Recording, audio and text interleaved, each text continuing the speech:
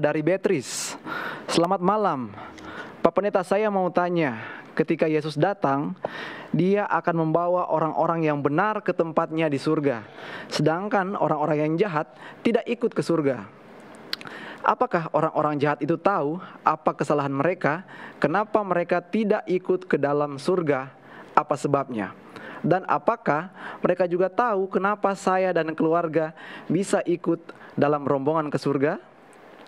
Maksud saya, misalkan orang yang saya kenal, ketika Yesus datang dan orang itu tetap tinggal di bumi, apakah dia tahu apa kesalahannya, apa segala kejahatannya? Dan apakah orang-orang jahat yang kita kenal itu akan melihat saya dan keluarga naik ke dalam kerajaan surga? Apakah mereka menyaksikan itu? Silakan Pak Pendeta. Terima kasih. Ini namanya adalah satu seri pertanyaan. Ya, ada beberapa pertanyaan. Terima kasih saudari atau Ibu Beatrice untuk pertanyaannya. Pada saat kedatangan Tuhan Yesus yang kedua kali, apa yang terjadi? Saya tidak mau mengandaikan bahwa kita binasa. Dan saya tidak mau mengandaikan bahwa ada keluarga kita yang binasa. Tetapi menurut Alkitab, memang ada yang binasa dan ada yang selamat. Firman Tuhan berkata di dalam Matius pasal yang ke-24 ayat yang ke-14. Injil kerajaan ini akan disampaikan ke seluruh dunia menjadi kesaksian bagi segala bangsa. Kemudian barulah tiba kesudahannya. Jadi semua orang dalam kadar yang bagaimanapun juga akan mengetahui tentang kebenaran firman Tuhan. Lalu kemudian Tuhan Yesus datang. Itu kata Alkitab. Itu kata Alkitab. Lalu kemudian pada waktu Tuhan Yesus datang pada kali yang kedua, apakah orang-orang yang binasa mengetahui bahwa mereka memang pantas binasa atau tidak? Ada ayatnya memang di dalam Matius pasal yang ke-25. Kita tidak baca semuanya, karena itu mulai dari ayat yang ke-31 sampai ayat 46. Perumpamaan tentang bagaimana anak manusia pada waktu kedatangannya memisahkan kambing dan domba. Domba menggambarkan mereka yang setia, kambing menggambarkan mereka yang tidak layak masuk ke dalam kerajaan surga.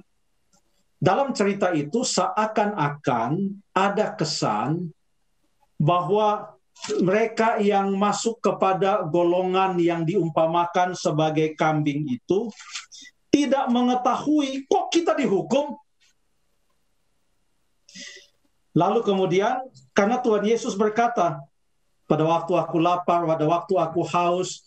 Oh, kita nggak tahu kok bahwa kamu pernah lapar, kamu pernah haus, dan lain sebagainya. Ya. Lalu Tuhan Yesus katakan, apapun yang kamu tidak lakukan dari salah seorang yang paling hina ini, kamu tidak lakukan untuk aku. Dalam Injil Matius, sudah ada dalam Matius pasal yang ke-18. Apapun yang kamu lakukan untuk mereka yang paling kecil ini, kamu lakukan untuk aku. Dengan catatan itu, maka semua orang tahu apakah pada waktu kedatangan Yesus yang kedua kali itu, pada waktu seseorang dihukum atau binasa, ia akan binasa dengan pengetahuan penuh mengapa ia binasa. Justru teka-teki yang akan paling mengagetkan adalah kalau kita kaget, kok saya selamat? Saya tidak akan protes kalau saya selamat, saudara sekalian. Kok saya selamat? Maunya saya jangan dong. Tidak ada yang begitu. Bisa saja itu terjadi, saudara sekalian. Mengapa? Karena kita merasa tidak layak untuk selamat. Karena kita merasa kita orang berdosa. Pada waktu kita melakukan suatu perkara untuk salah satu yang terkecil sekalipun, Yesus katakan, kamu tidak tahu kamu telah melakukan itu untuk aku. Dan kita juga merasa bahwa keselamatan itu adalah hanya kasih karunia Tuhan. Bagi mereka yang selamat, mereka akan bersyukur dan hanya menyanyikan nyanyian kemenangan, nyanyian Musa. Itu di dalam Wahyu pasal 15, boleh dibaca itu ayat yang ketiga dan ayat yang keempat tentang nyanyian Musa dan nyanyian anak domba. Kenapa disebut nyanyian Musa? Karena Musa dan orang Israel tidak ada andil sekalipun sehingga laut itu terbelah. Mereka semua bersungut-sungut terhadap Musa, tapi Tuhan membelah itu laut, lalu kemudian mereka menyeberang. Mereka selamat karena kasih karunia Tuhan. Kenapa disebut nyanyian anak domba? Karena keselamatan itu bukanlah oleh karena perbuatan, tapi karena darah anak domba. Itulah sebabnya, maka kita semua hanya bisa mengucap syukur kita selamat. Apakah pada waktu orang yang diselamatkan itu dijemput oleh malaikat pada waktu kedatangan Tuhan Yesus yang kedua kali? Lalu kemudian pada waktu mereka sedang terangkat ke sorga, lalu kemudian yang gak selamat ya, aduh enaknya ke sorga, aduh kok kita tinggal, dan apakah memang demikian? Ini kurang lebih pertanyaannya. Dalam Wahyu pasal yang ke-6, ayat yang ke-15. Ini saya punya telepon lagi ringing. Mudah-mudahan bukan dari Steve dan Jeff yang mengatakan pendeta udah kelamaan. Masih aman. Bukan ya? Bukan, saya nggak lihat tapi ya. Tapi sekedar informasi pendeta, ini udah pertanyaan yang terakhir Pak Pendeta. Oke. Jadi dalam Wahyu pasal yang ke-6 ayat yang ke-15 sampai ayat yang ke-17, dan raja-raja di bumi, pembesar-pembesar, serta perwira-perwira, orang-orang kaya, orang-orang berkuasa, dan semua budak, serta orang merdeka, artinya semua golongan.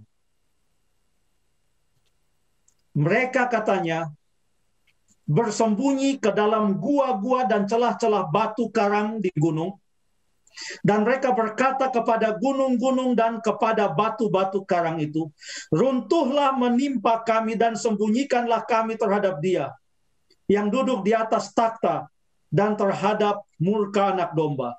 Sebab sudah tiba hari besar murka mereka, dan siapakah yang dapat bertahan pada kedatangan Tuhan Yesus yang kedua kali?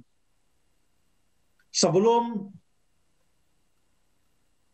malaikat-malaikat itu membawa orang-orang kudus ke sorga, yang dicatat dalam, mesti baca lagi ayatnya, tapi saya mau sebutkan saja yang dicatat di dalam 1 Tesalonika pasal 4 ayat 14-16 yang mengatakan bahwa kita yang masih hidup akan diubahkan, dan mereka yang dibangkitkan, mereka yang mati dalam Kristus akan diangkat menyongsong Tuhan ke angkasa. Pada waktu Yesus muncul dengan segala kemuliaannya, menurut Wahyu pasal yang ke-6 ayat 16 dan 17, maka orang-orang yang jahat tidak akan tahan, mereka akan binasa. Sehingga pada waktu orang-orang yang benar diangkat masuk ke dalam kerajaan sorga, tidak ada yang bisa melihat orang-orang jahat itu melihat dan mengatakan, aduh mereka naik, kita enggak. Sebab orang-orang jahat tidak akan tahan melihat cahaya kemuliaan pada saat kedatangan Tuhan Yesus yang kedua kali. Lalu kemudian pertanyaan yang berikut, dan apakah orang-orang jahat yang kita kenal itu akan melihat saya dan keluarga naik ke dalam kerajaan sorga? Oh, sudah dijawab tadi ya. Jadi tidak akan dilihat. Semua itu Allah akan lakukan dalam kasih-Nya, sehingga tidak ada satupun yang Ia lakukan di luar kasih-Nya. Semoga kita semua berada dalam kerajaan sorga. Terima kasih.